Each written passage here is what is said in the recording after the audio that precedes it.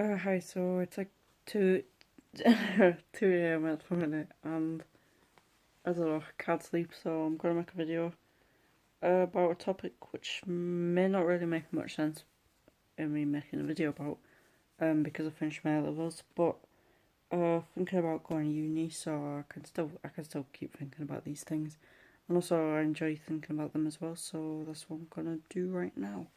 I'm gonna make a video about mind, body, soul, and yeah, and the different scholarly perspectives on it. And I know I've already focused a little bit on Plato and Aristotle, and I did a little bit on Descartes, but not as much. So I'll try and keep Plato and Aristotle short, uh, if I can. And yeah, and I should have unlimited recording time on here, but it normally cuts out around about 30-minute mark. I probably won't get to 30 minutes anyway, or at least I'll try not to, because I don't think people really want to sit through a video that long, unless it's going to be relevant to their life. For example, doing an A-level course in these specific subjects. So, well, I'll start off with Plato and Aristotle. So, actually, I'll start off with the keywords. So, two keywords you need to know for this topic are monism and dualism. So, monism is the belief that there is one reality. So, we don't have a separate soul. There isn't a separate metaphysical or spiritual place which is distinctive from the material world. There is just material things. And people who fit into this category include Thomas Hobbes, Richard Dawkins, and I think Gilbert Ryle.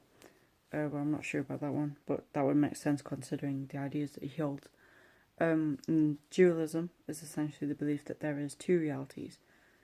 So this could be the idea that we have a body, yet we also have a separate soul which inhabits the body.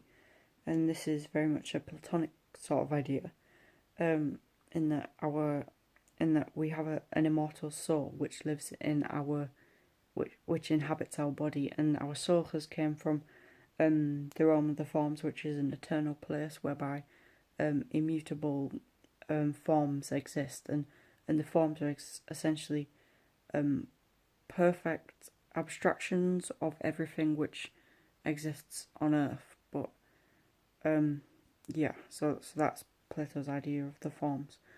And things in the material world are always changing, so they are not perfect, and there must be something perfect.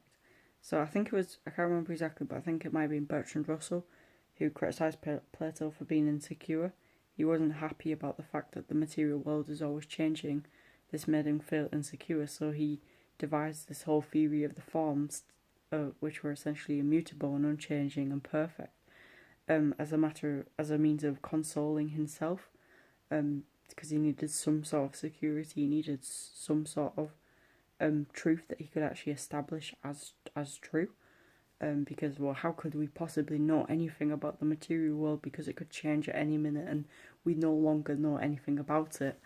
So that means we can't be certain about any of our knowledge about the material world, because it all could change.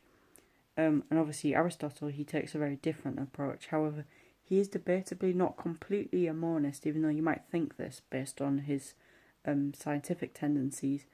And I say that loosely because he was from ancient Greece, so this was way before the Renaissance and scientific developments really started to take off. But he's like one of the precursors to scientific thought, and he noticed, as well as Plato, that the material world is always changing, and this is pretty much indisputable.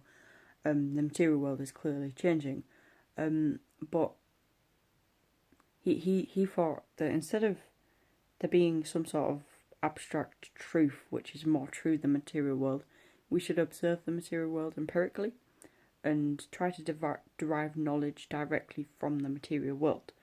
And so, but Aristotle actually thought that he didn't necessarily think that there was only a material reality. He said our consciousness, or our mind, or our soul potentially has the capacity to live on after the death of our body. And it's understandable as to why he thinks this, because consciousness is an extremely complex phenomena. It's something that, like, after maybe 500 years of scientific development, we still don't really know that much about it. Like, we've learned a lot about the world. We know the makeup of a chair. We can zoom in using microscopes and perceive the building blocks of life. Now we can do that to the brain too, but it's very difficult to know exactly what creates consciousness. Now perhaps it is the neurons firing off in our brains, or perhaps there is some sort of separate thing that we can't necessarily understand from our own phenomenological perspective or from our own human perspective, because we're just constrained to our brains, and that's that. So Aristotle did think that there is a possibility that our soul could live on. So if you're going to call him a monist, I would also use that term loosely as well, because it is debatable as to whether he fits that label. So I think it's also interesting to mention how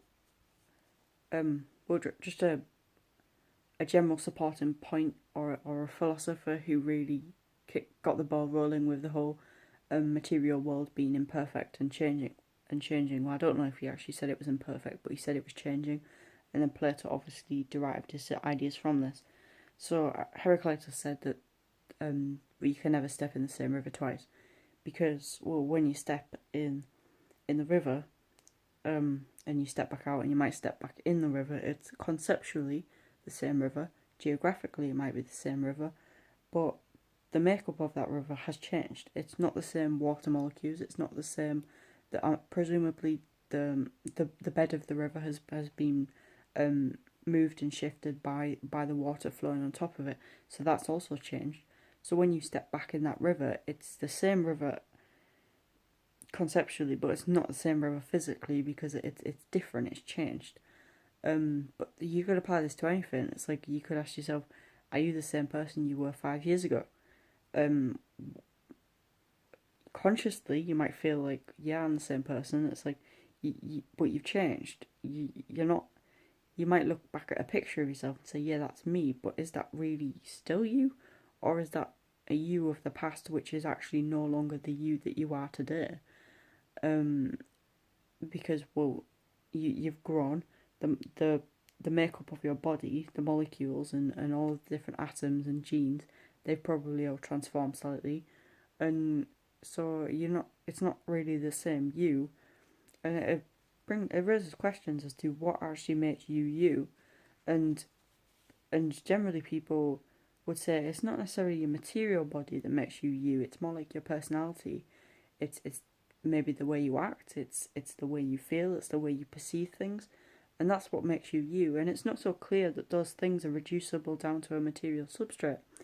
However, we could argue that it is all reducible down to the brain. Therefore, we don't necessarily have this separate soul, which is essentially our personality and our essence. That's not actually a thing. We could just be material beings, and the world could just be made out of matter. And that's also a possibility, and it could all be quantifiable with physical laws. But there could be more to it than that, and that's pretty much the foundation of the body-soul debate, because it's just been a common idea throughout history that we have, that there is more to life than just that which meets the eye, that there is more to us than just the body that we have. And I think there is some strong arguments for this, but there's also some strong arguments against this as well. So, okay, so one way we can look at it is, like, you could lose a part of your body, but do you really lose a part of yourself? And you can answer this both ways. You could say yes and no. If you define yourself as your physical body, then yes, you do lose a part of yourself. But you still feel like you still feel like, you don't say, I'm Steph missing a bit, I'm me but minus an arm. Like, you wouldn't go around saying that. You'd say you'd still feel wholly you. Supposedly, I'm making an assumption there because I've never lost a limb. But yeah, you still have your essence, you still have your personality. But however, that personality could have changed based on the effect that your material body has endured. The fact that you lose a limb, that's going to have an impact on the way that your, I'll use the word soul, but I'm using that word loosely, but your soul transforms with that, which suggests that there is a connection between your mind and body, or your soul and body. And also you can argue that when you put physical things into your body, so for example, if you take drugs or alcohol, that has an effect on the way that you perceive the world, on your mind, on this conscious thing that we might refer to as a soul, or yeah. So the fact that the material world is clearly connected to our consciousness, it's clearly got a relationship with our soul in one way or another. So if there is a separate soul and a separate body, then it's not the case that they're completely separate. It's the case that they can perhaps exist independently from one another, but can't necessarily be animated. And by animated, I mean that they can't move, they can't be living, they can't move around. So if you imagine a dead body without, you might say it's soulless, that body can't do anything. It's just dead. It can't move. It can't breathe. It can't function in the way that a body functions. But when a person's alive, it's like they can do things. They can communicate. They can have relationships. They can walk around. They can make decisions. They can do all of these different things that aren't necessarily possible when the body is dead. But then again, it goes back to this idea, because we still don't necessarily know as to whether the body and the brain produces that conscious experience of being able to do those things, and when the body dies, that dies with it, or if there is a separate entity which inhabits the body, and that causes things to work. And from an evolutionary perspective, this seems quite an implausible perspective to take, because, well, if you assume that, well, atoms and molecules and bacteria have developed over millions and billions of years, and they've eventually got to the point that they are today. So at what point is it that the soul comes and inhabits the body? Because it's not the case. I mean, it could be, but from an evolutionary perspective, so I'll just play with that frame of mind at the minute. An evolutionary biologist isn't going to say that we're made imago Dei, or in the image of God. They think, if you did take the view that you were made in the image of God, then it's probably more easy to accept the fact that we have a soul, because God created man and woman, and would have implanted some sort of soul in us. But if you think about evolution, it's like a process. It's like, at what point in that process does the soul get implanted into us? And I've actually heard some Christians talking. I can't remember who it was. It might have been Keith Ward or John Hick, but they didn't believe apes had souls, yet they accepted the idea of evolution. So it's like they accept that we may have evolved from, or that we're close ancestors to apes based on an evolutionary process, but they don't think that an ape necessarily has a soul. So that sort of suggests that only when we get to a certain level of the evolutionary process is it that God plants a soul in us. I don't know, but there doesn't seem to be much evidence to be able to support that claim. Yeah. Okay, so I've explored some of the key ideas with the body-soul debate, and yeah, well, that's like a brief overview. And I've looked at two of the scholars so far, and I've implemented a few others, but I'll go into a bit more detail in some different scholars now. So I'll start with Descartes. So Descartes is one of the big thinkers of the 16th or 17th century. I can't remember exactly which one. It might be 18th, but I don't think it is. And he did a series of thought experiments, and he was basically trying to establish some sort of epistemological certainty. So he wanted to find out exactly what we could know for certain. Now, if you remember, Plato said we can't know the material world for certain, and maybe he's right, because the material world is always changing. So Descartes was like, okay, well, what can we actually say is true? What can I definitively know is true without doubting it? And after a series of thought experiments, including the brain in the jar experiment, which is the idea that we could just be a brain in a vat or a brain in a jar, and our neurons could be connected up to a computer, and we could just be living in this sort of computer simulation where we believe that we're a physical body, and we believe that we're having an experience in the world, whereas in reality we're simply just a brain in a jar being stimulated by some sort of mad scientist who is inducing this experience that we have around us. Therefore, we can't necessarily say that the objective world, or the world in which we appear to be experiencing, is objectively true, or that it objectively exists, because that is a possibility. So that was one of his thought experiments. Another one was the idea of the evil demon. So this sort of messed up the idea of God a little bit, because Christians and maybe some other religions, but I'm not as familiar with this, believe that God, at the beginning of John's Gospel, he said, "In the beginning there was the Word," and the Word is essentially the Logos, and the Logos is like the underlying rationality which underpins the universe, and it also exists within us, and it allows us to connect to the universe as well. But Descartes questioned, well, what if there was an evil demon who actually imprinted the wrong stamp?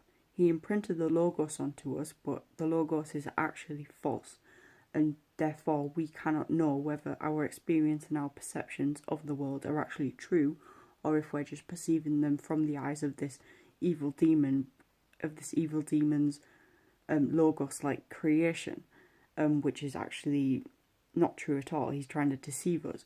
And Descartes said, well, that's also a possibility. So then again, that stands against the fact that I can know the objective world has been true, has been factual, because we can't possibly know that, because an evil demon could be trying to deceive us, and we can't disprove that. We can't falsify it.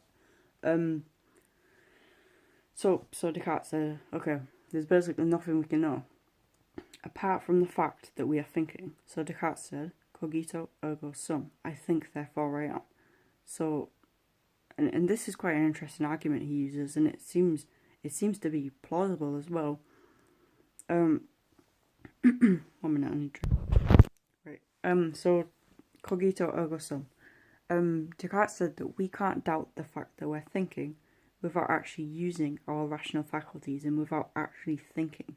So the thing that we use to be skeptical with, we can't be skeptical of that thing, of the faculty that we're using in order to be skeptical, in order to think, without actually using the faculty itself. Therefore, that we can be certain of its existence, because of the fact that we're thinking creatures, and in order to be able to have these thought experiments, and in order to be able to doubt, and in order to be able to do all of these different things using our intellectual faculties, we actually have to have those in place in the first place. So those must objectively exist, and therefore we can only be 100% certain of the fact that we're thinking.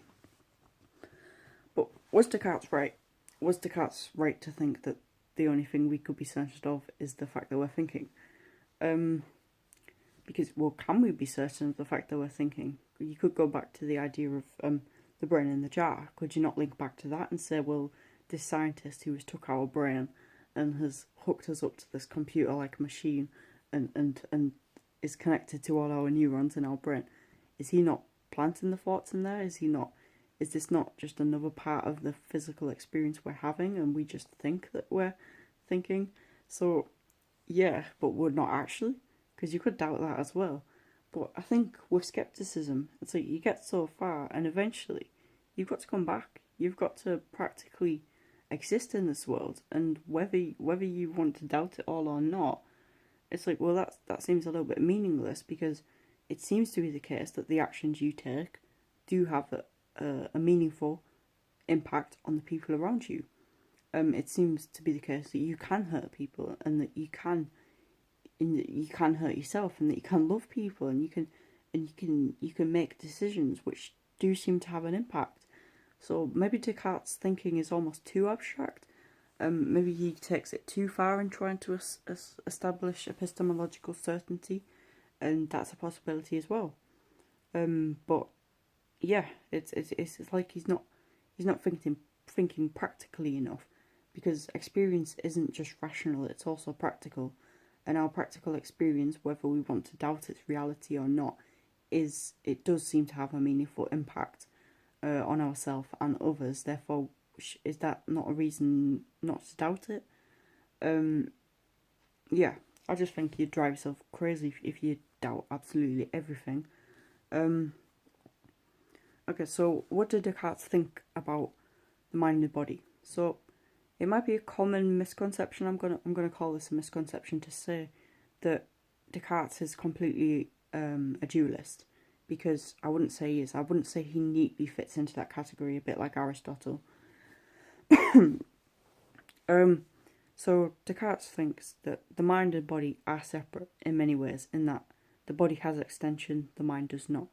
And that means that the body takes up space, but the mind isn't necessarily quantifiable, and that's obviously assuming that the mind isn't reducible down to the brain, which of course is definitely a possibility, but would, for Descartes' argument's sake, we'll leave that aside for a second. So Descartes says that the mind and body are separate, but they're contingent on one another. So just like a ship and a captain, you can't drive the ship without having a captain, and the captain can't go anywhere across the sea without a ship unless it wants to swim aimlessly, but that defeats the object. So you need both the ship and the captain. You need both the mind and the body to have an animated living creature who can do things and who can live and who can have a human experience. You can't have a body without a mind. You can't have a mind without a body. Or maybe you can have them both, but they're not going to be having the same human experience. So I don't actually know what Descartes thought about the afterlife. I believe he was a Christian, but I'm going to take that back because I really don't know. I'm not sure. You have to research that if you want to know. But yeah, so Descartes wasn't necessarily completely a dualist, but he was sort of in that he thought that the mind and body are separate, but they are contingent on one another in order to have a human being. And this sort of reminds me a little bit of Aquinas. So I can't remember exactly what he said, but he said that in the living world, in this world, the mind and body are necessary with each other. They need each other, but only after the body has died can the soul leave the body and go to heaven and reach the beatific vision, which is a common Catholic view. And yeah, my throat hurts. I need to stop smoking. Okay, so right, common criticism. A scholar who criticised. Right, I'll go to Thomas Hobbes next. No, Gilbert Ryle probably fits better here actually. So Gilbert Ryle, he basically mocked Descartes' argument. He talked about the ghost in the machine, and he said that Descartes makes a category error. It's a category error to assume that the mind and body are separate things, whereas in reality, consciousness is just a product of the physical body. So he used an example of the ghost in the machine, like I've just said. So a machine works based on the sum of its parts. It's like, I'll talk about a car, for example. So you've got a door, you've got a steering wheel, you've got an engine, you've got all the different electrical components under the bonnet and whatnot. And it's all of those different components that makes the car run. It's not the case that you make up a car and then all of a sudden this soul comes down from the realm of the forms and inhabits the car and makes it magically drive away. That's not what happens. The car moves because of its makeup, because of the way it's been built. So if you apply this to people, we've evolved from being these little organisms and these little cells, and we've gradually become more complex and over time, and now our consciousness is simply just a product of that evolution. So as well as our body evolving, our mind has also evolved, and so so it's not the case that we have a separate soul. It's that we have a body and a mind and a brain which produces consciousness. So Gilbert Ryle I guess he is a monist then. He believes that that consciousness is reducible down to a material substrate. It's a product of the brain. Yep, so that's what Gilbert Ryle thinks. And Thomas Hobbes said, all that is not matter is nothing and hence nowhere. So he was also a materialist. He believed that all reality is material. If you want to talk about anything else, it's not real. Everything that we can know is in the material world. That's it, nothing else. And I'll go back to Gilbert Ryle a minute because I've left out some other examples that he used. So he talked about a pair of gloves. And this sounds really exciting, I know. Gloves. Yeah, so he talked about, again, this links to the category mistake or the category error. You've got a left glove, a right glove, and a pair of gloves. It doesn't make sense to say that. You've just got a pair of gloves or you've just got a left glove and a right glove. It's not that you've got a left, a right, and a pair. The pair of gloves is the left and the right.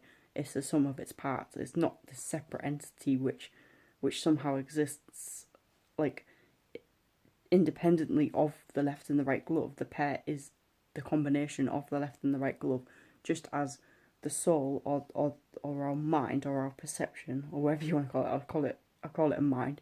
Our mind is just the sum of our parts. It's not a separate entity. It's just a product of our body.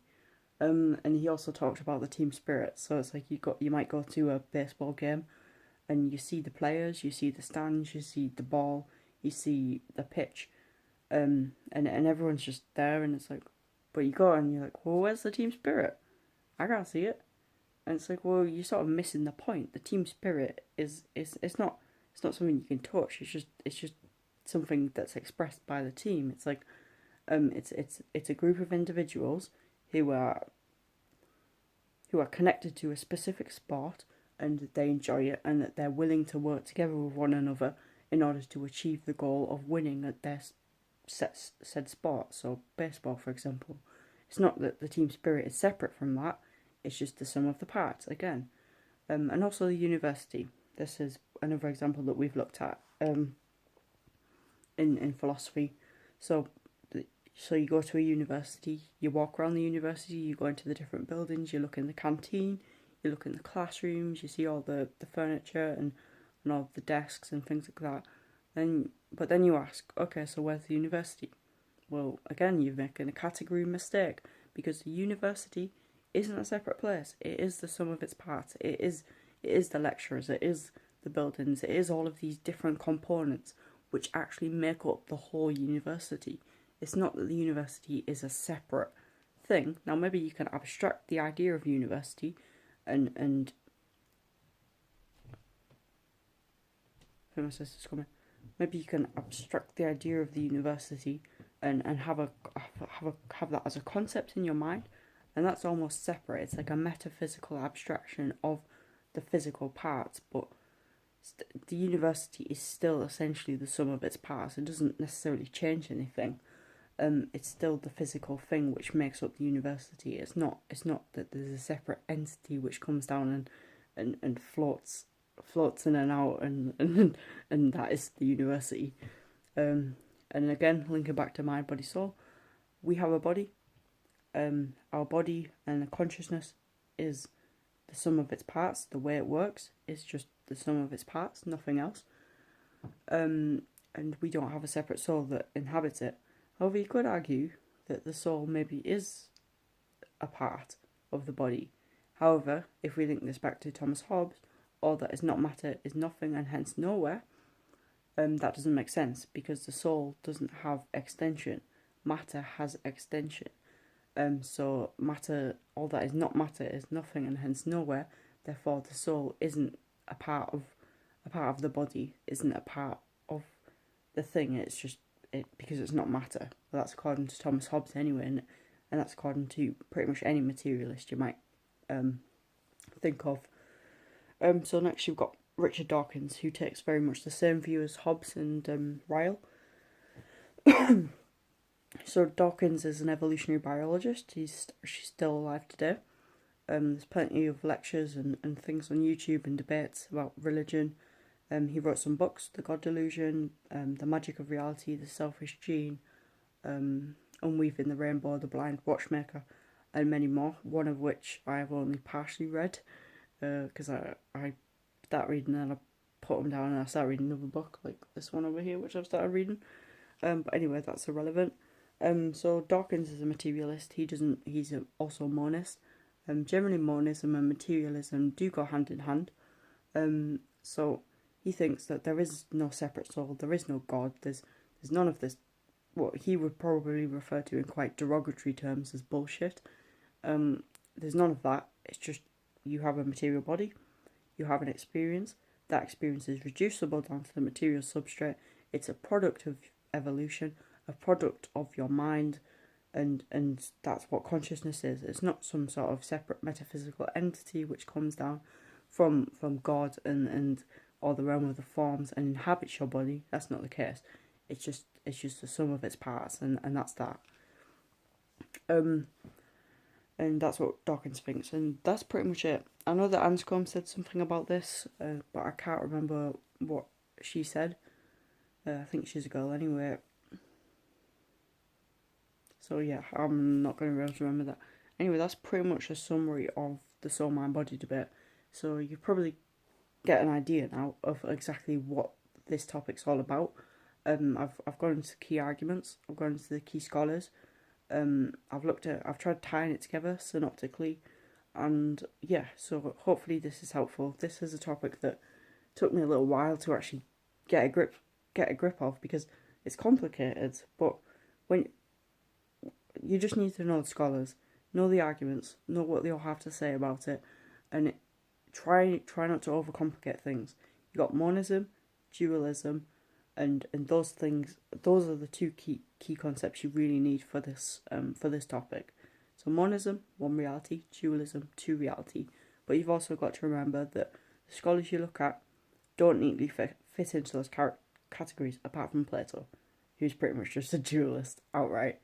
But yeah, those are the keywords you need, and yeah, that's pretty much it. So, thank you for watching.